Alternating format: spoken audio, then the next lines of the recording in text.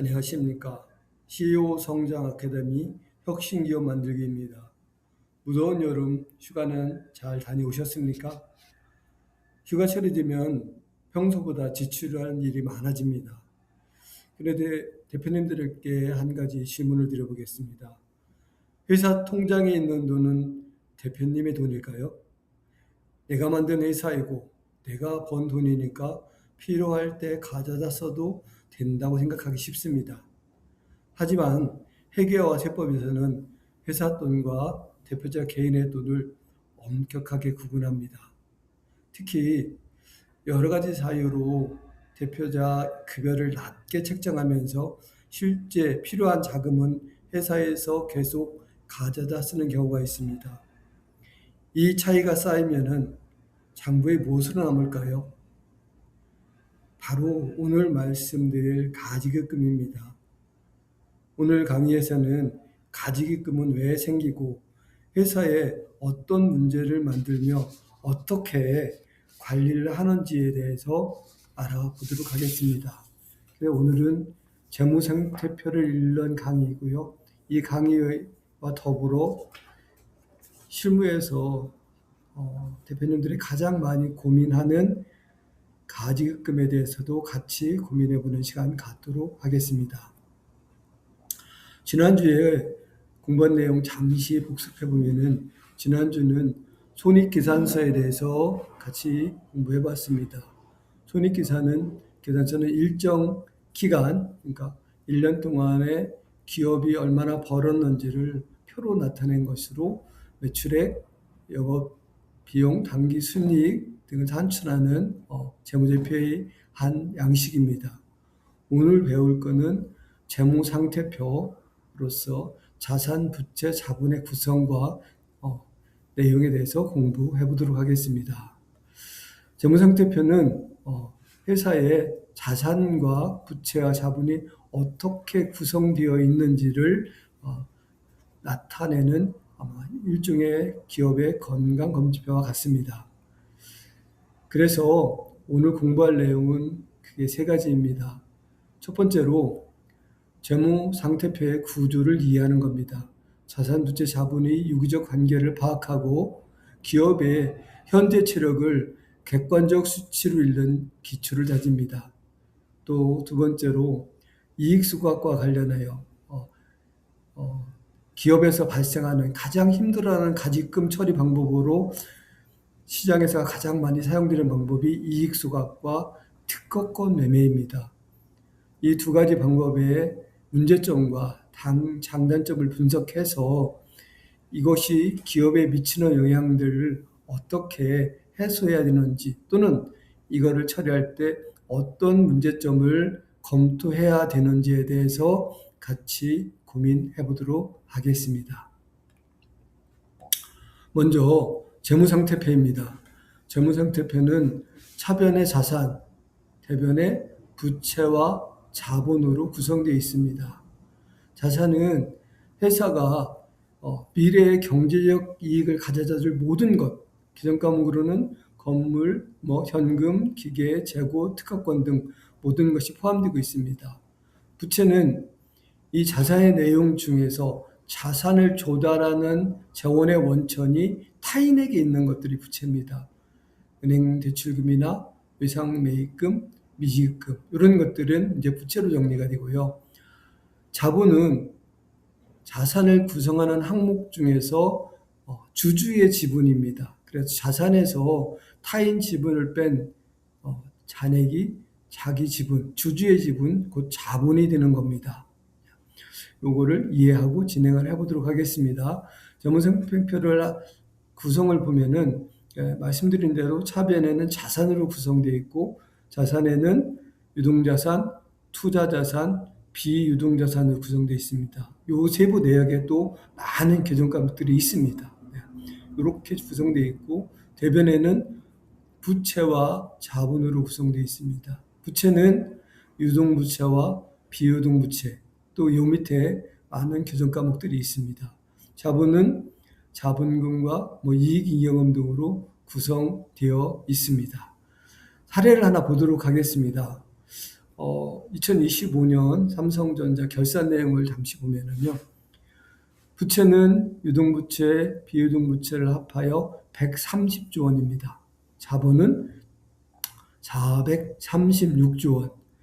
삼성전자의 2025년 자산 총액은 566조 원입니다. 이 중에서 262조 원이 유동자산이고 304조 원이 비유동자산이 되겠습니다. 재무상태표는 이런 형태로 구성되어 있음을 알 수가 있습니다.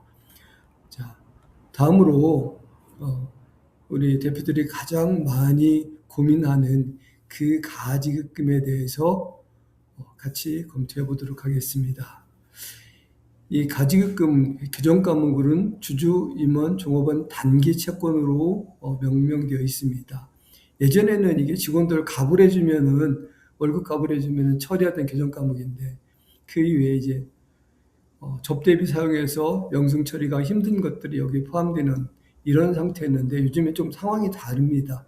요즘에 많이 발생하는 것들이 이제 대표님들이 급여를 낮게 책정하고 실제로 회사의 비용을 필요한 자금들을 가져다 쓰고 그 차액들이 가지급금으로 쌓입니다.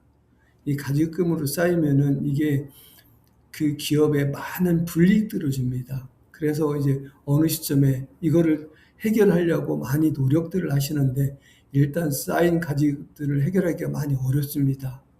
시장에서 여러 가지 방법들이 제시가 되고 있는데 그것들을 적용하는데 많은 고민과 검토가 필요하다는 말씀을 우선 드리겠습니다. 자, 먼저 가지급금이 어떤 영향을 미치는지부터 보겠습니다. 첫 번째로 세금 부담이 증가가 됩니다. 인정이다 계산 등으로 법인세와 소득세의 부담이 증가될 수 있습니다. 또한 은행 대출에 불리해질 수도 있습니다. 신용평가에서도 불리한 요인으로 작용합니다. 물론 정부 지원 사업이나 공공조달 심사에서도 영향을 받고요. 세무조사에서도 영향을 받을 수밖에 없는 것이 가지급금입니다. 물론 모든 회사가 모든 기업이 똑같이 이렇게 영향을 받는다는 얘기는 아닙니다. 이런 조건에 해당되는 업체는 영향을 받고 전혀 우리는 은행 대출이 일원도 없다 그러면은 은행 대출에 불리할 게 하나도 없겠죠. 이래서 회사별로 차이는 있겠지만은 보편적으로 이런 부분에 영향을 받을 수 있다는 걸 말씀드리겠습니다. 그거를 처리하는 방법이 이제 두 가지를 많이 시장에서 쓰고 있습니다. 제가 극단적인 사례를 가지고 왔는데요. 이거는 제가 교육용으로 만드는 사례일 뿐입니다. 어떤 기업의 자산이 10억입니다. 유동, 비동 합해서. 그리고 부채가 2억이고 자본이 2억, 잉여금이 6억입니다. 그럼 여기도 10억이죠. 이 회사는 기초 부채 비율이 부채 2억에 자본 8억이니까 25%입니다. 아주 양호한 회사죠. 근데 이익 수각을 하면 이익 수각이라는 게 배우자의 증여 한도 6억 범위 내에서 이익을 배우자에 증여하고 증여한 돈으로 가지급금을 처리하는 방법이거든요. 그래서 이익 수각을 하면 어떻게 되냐면은 자산은 4억으로 줄고 부채는 2억, 자본은 2억. 왜 그러냐면 6억을 이미 배우자가 증여했기 때문에 이렇게 되면은 부채 비율이 25%가 갑자기 100%로 뜁니다. 이것이 현실적인 문제이고 이익 수각을 했을 때 회사별로 규모는 다르지만은 이런 문제들이 발생할 수 있다는 얘기입니다. 이렇게 이익 수각을 하면은요, 당장에 은행 대출이 있는 기업들은 대출 한도 축소, 이자율 상승, 기준 대출의 연장에 장애를 받을 수가 있습니다. 또한 조달의 공공입체를 하시는 업체에 대해서는 신용도 점수가 하락할 수가 있습니다. 그 밖에 투자자나 거래처 등 여러 가지 문제점을 발생할 수 있기 때문에 이거를 함부로 쉽게 결정할 사항이 아니라는 말씀을 드리겠습니다. 또 하나 검토할 사항이 특허권 매매입니다. 이것도 시장에서 많이 사용되는 방법 중에 하나인데요. 처리 방법을 보면은 대표자 개인이 기술을 개발을 합니다. 그리고 그 대표자 명의로 특허를 취득합니다. 그 취득한 특허를 법인에 매각하고 대표자는 그 매각 대금으로 가지금을 상계 처리하는 이런 방법으로 회계 처리하는 방법입니다. 여기는 두 가지를 꼭 검토를 해보셔야 됩니다. 첫 번째, 개인이 개발했다는 입증 책임입니다. 대표자가 개인이 이거 개발했다는 구체적인 사실을 입증할 수 있는가, 또는 개발 과정에서 회사의 인력이나 시설, 자금을 사용하지 않았는가, 이것이 정확하게 입증되지 않으면 직무발명으로 소송의 사례가 있습니다. 두 번째는 이 특허가 경제적 실질 가치가 있냐의 문제입니다. 특허를 5억 주고 팔았는데 회사에서 실제로 그 특허를 가지고 5억만큼의 경제적 이익을 얻었냐라고 물어봤을 때 이거를 입증하지 못하면은 적정한 시가에 대한 세법상의 문제가 생길 수가 있습니다. 그래서 이런 문제로 세무상의 문제를 겪는 많은 기업들이 있음을 기억하셔야 되겠습니다. 말씀드린 것처럼 가지금을 해결하는 방법이 이익수각도 있고 특허권 매매도 있습니다.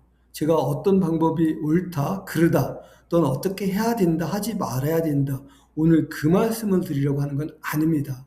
어떤 기업들은 어떤 방법이 맞을 수도 있고 안 맞을 수도 있습니다. 중요한 거는 그 방법들을 선택할 때 분명히 사전에 충분한 전문가의 검토가 필요하다는 말씀을 드리는 겁니다. 그런 사항이 가지금의 발생 원인이 뭔지, 재무구조가 어떤 변화를 일으키는지, 금융이나 신용에 어떤 영향을 미치는지, 입증이 가능한지, 회사의 상황이 어떤지, 이런 전반적인 것들을 충분히 검토하고 거기에 맞춰서 방법을 선택하는 것이 아주 좋은 방법이고요. 이거를 다른 사람의 의견만 듣고 실행을 했다가 나중에 아주 어려움을 겪는 기업들을 많이 봤습니다. 이거는 대표님들이 꼭 기억하셨다가 우리 회사에 이런 문제가 생긴다면은 이 문제를 어떻게 해결하는 게 좋은지 전문가하고 반드시 상담을 하고 처리하시는 게 맞다고 말씀을 드리겠습니다.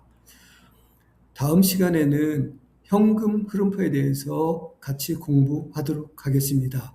현금은 기업의 혈액입니다. 왜 흑자 기업이 망할 수 있는지 다음 시간에 같이 고민해 보도록 하겠습니다. 기업은 제품만으로 성장하지 않습니다. 숫자를 읽는 CEO가 회사를 성장시킵니다. 감사합니다. 다음 시간에 뵙겠습니다.